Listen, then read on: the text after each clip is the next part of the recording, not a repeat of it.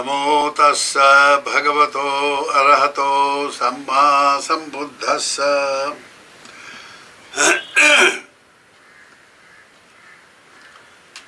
The subject of the discourse is on the control mechanism which Indriyas are.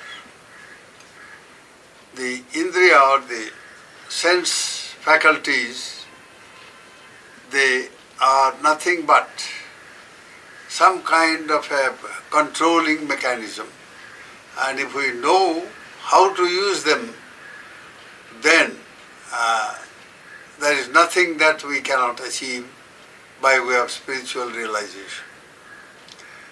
So today, in the last discourse we mentioned about the story of Arahat Chakhupala, the power of karma. You see, action is a potency, is a power. It has the power to move the body, to make the person speak, to make the person think, and all that. That is why karma is translated also as formation, a process of formation. It forms, it does, it works, it creates. It's a creative activity. So now if we understand the power of action, then only we can, free ourselves from the bondage of karma and rebirth. I mean, karma which binds us in samsaric existence, in worldly existence. So, here, today I will relate one more story, which is a very, very, moving story indeed. What an action can do to a person, here and now, in this very life. In the case of Chakhupala, the Arhat, the Venerable Chakhupala, in this case it didn't work immediately, not in that particular life. But for many lives he suffered, and even at the last life he suffered, he became blind and all that. Now today the account of the young man who was the son of a very rich, very wealthy businessman of Rajagara, and very well known. Now this young man was being trained to become a wealthy trader himself. Now his father was dealing with export.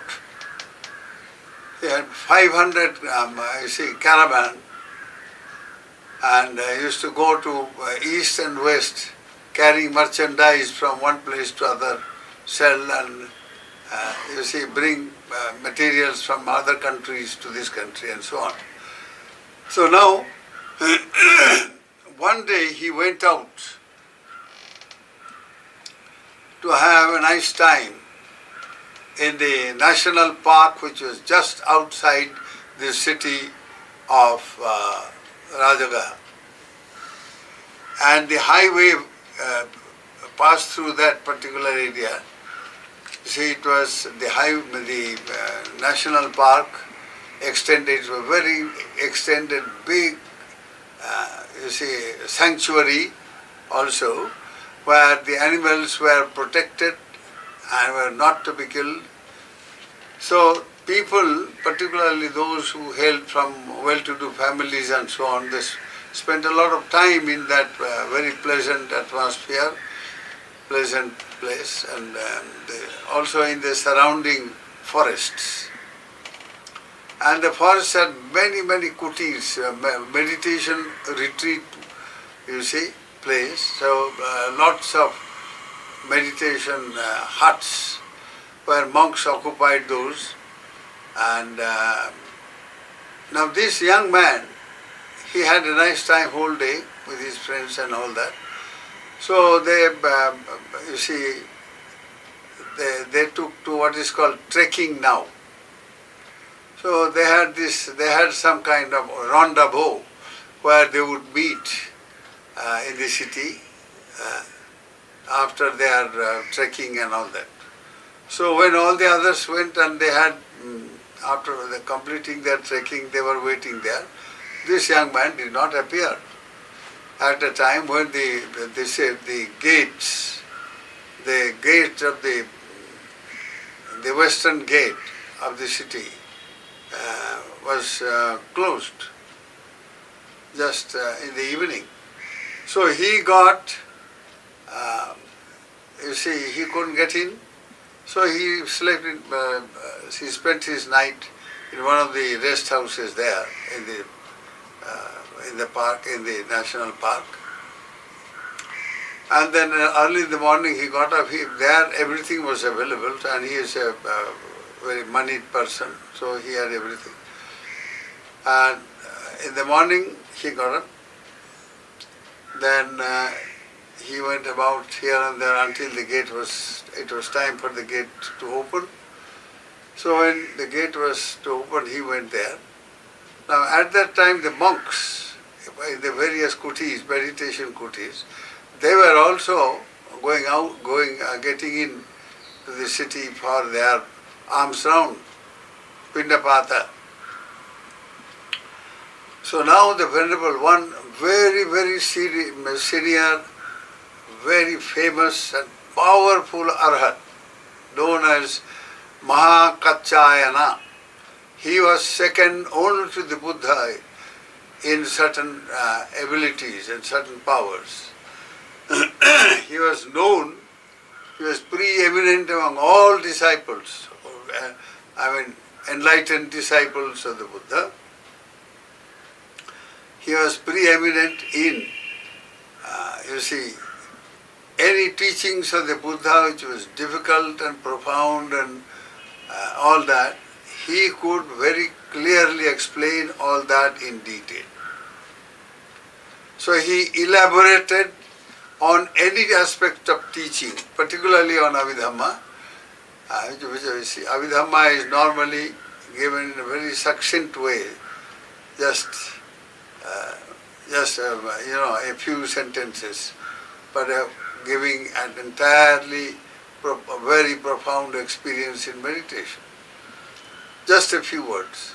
So he will elaborate in those few words and make it easy for others to know. So he was very popular and highly revered person. So he also was going out. Now these monks would gather near the gate before the gate was opened. And there they will put on, in the forest area, they could go with their shoulders uncovered. So they will put on the chivara, the robe, uncovering, you see, the right shoulder, because that was easy to go about and work and all that. So now, in a formal way, if they entered the city or any locality, they had to cover both the shoulders. So that required a skill in putting on the robe in a certain manner. So this Venerable Mahakachayana, he had a most beautiful, you see, feature. One of the most beautiful Mahatheras, whose body, the color of his body was absolutely like gold and bright, and you see. So in the morning sun, as he was putting on his robe, part of his, you see, the shoulder, while putting the robe, that got uncovered, and this young man saw that, and this is, in the bright sun, it simply, it was shining, and most beautiful, pure gold color, and very attractive to his eyes. So he said, my goodness, such a beautiful, you see, skin. Oh, I wish my wife also had that. He had already married and he had 2 or 3 children. I wish she had this body. And he imagined his wife in that color, and then lustful thoughts sprang up in his mind, and he, indulged in, lustful thinking. And that immediately, as when he imagined the body of the Arhat in that lustful way, and imagine in that, with that lustful thinking coming up, he craved for that kind of body and lust, act of lust. So that craving immediately caused, it got translated into a karma, very severe, weighty, unwholesome karma. Kama bhoga, lustful, the enjoyment and gratification of the senses. The lustful, lust, act of sexual act. He imagined all that. Then and there he became, his body immediately started changing, and he was feeling something very strange. And there was nobody, he was alone there, because his friends had all gone already last evening. He was alone. He just looked around here and there and he ran inside in the forest area, and he saw his body, and in the process of changing, he had become a woman. Completely his features, his face, then he put on bust, all kinds, the whole body changed, and in a matter of, hours, he was a woman, no longer a man. And he became so ashamed and so frightened. It was a most shocking experience of his life. But he couldn't do anything about it, because he kept on imagining that color of the body and his wife, and how he, had the sexual act with his wife, and all that sort of thing. One after the other, these thoughts came, just like a flood. They flooded his mind with those thoughts, and the body completely changed. Now suddenly he became very, very frightened here and ashamed. He couldn't go back. So he said, what to do now? Let me run away. So obviously those days also there were these hippie types. So he said, as he thought of run away and all that, on the highway which is quite close, towards the west, they were going west side, he found a few of these hippie type of people going. So he followed them. He put on his, clothes. He covered himself very thoroughly, not to be discovered. And then as he moved for some miles, he came across a caravan, a long, long caravan that was going towards the western countries. So he ran, and then one of the caravan men, he said, please, I am very tired and I am not well. Will you please allow me to, give me an accommodation in your cart, in your caravan? He said, all right, get in.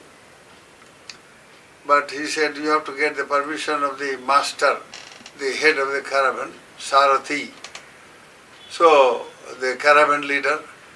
So, this man took him he said, he's a sick person, he is very tired and he is very much troubled, and you can see he is crying. So, the old man, he was the head, very rich businessman of the West. He had sold all his things, he had sold them, and then he was returning with a lot of money and all that. So this old man said, okay, jump into the caravan, my dear. So they gave him a place to you see, gave him a good place in the caravan.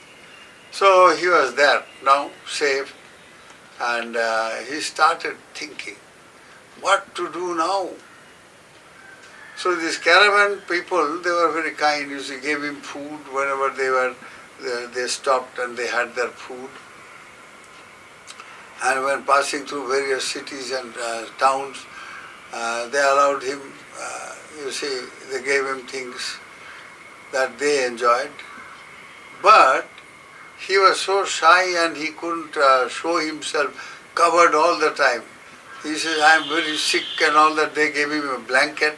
So he covered himself completely under that blanket and just the face out.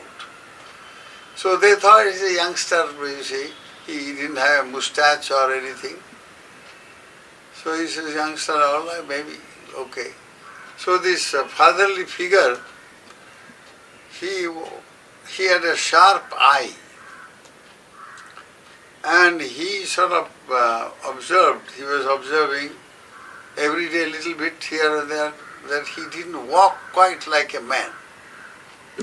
His walks were something different.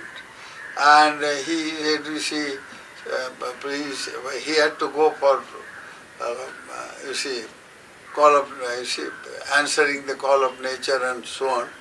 So they sort of, this old man, and he was in that caravan, in his caravan. So he couldn't help noticing that he had a bust and all that. So he said, hey, you don't look like a young man. You look like a young woman.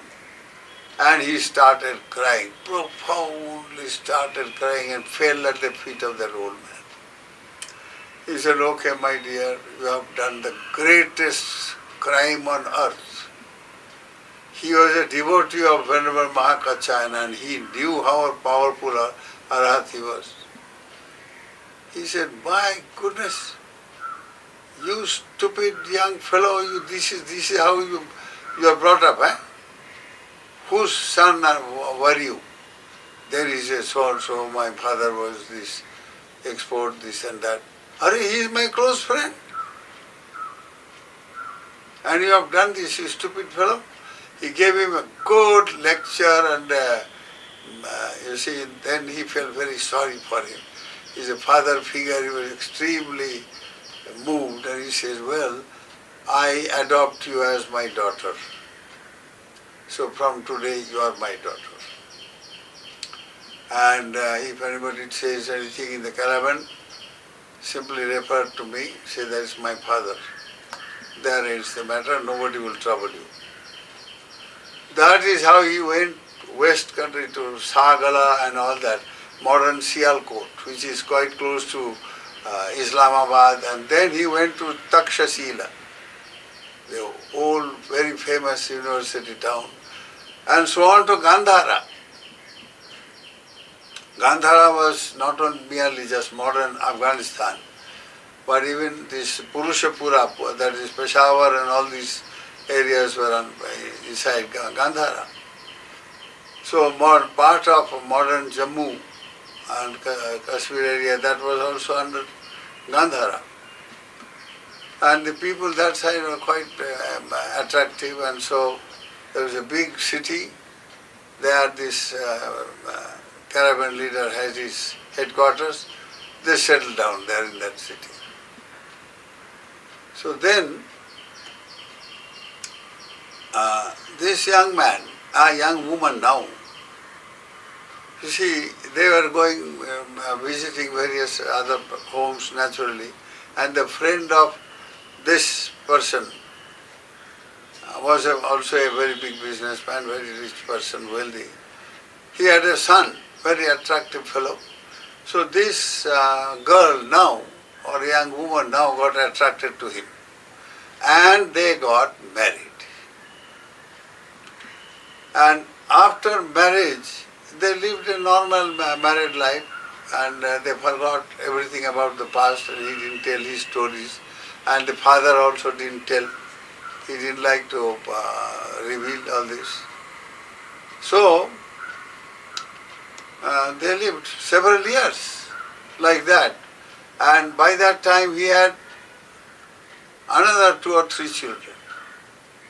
So he was the father of 3 children and now the mother of 3 children. Absolutely unthinkable, ridiculous situation, but that is what happened. It's a historical fact. That is just what happened. So this woman, now of course is a little big because she is mother of 3 children.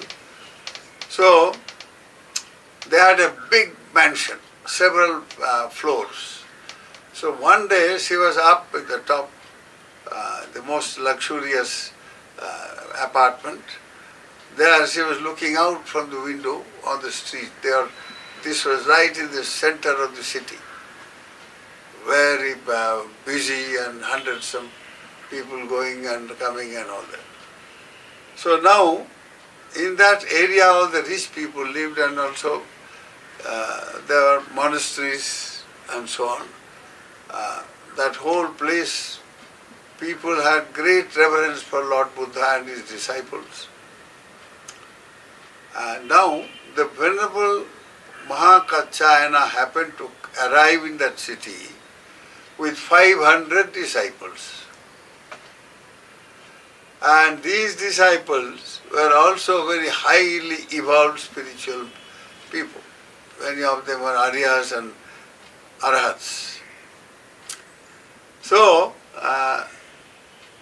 what a wonderful situation. One day they were going out for Pindapata through that street. Now this woman saw at the head of that big line of monks, very dignified and looking down, with the eyes down and not looking this way, that way, extremely dignified and reverential. You see, looking so reverential. So she spotted that the first one at the very beginning happened to be the Venerable Mahakaccayana. And she was mortified out of sheer fear and shame and remorse. Remorse ate into her being. She almost was thought of dying. But now she had 3 children. Husband, very rich, very wealthy. And so now she absolutely in a very miserable way. Now these monks and all that, they had stayed there for quite a long time because that was the rainy season. But they were there for 3 months.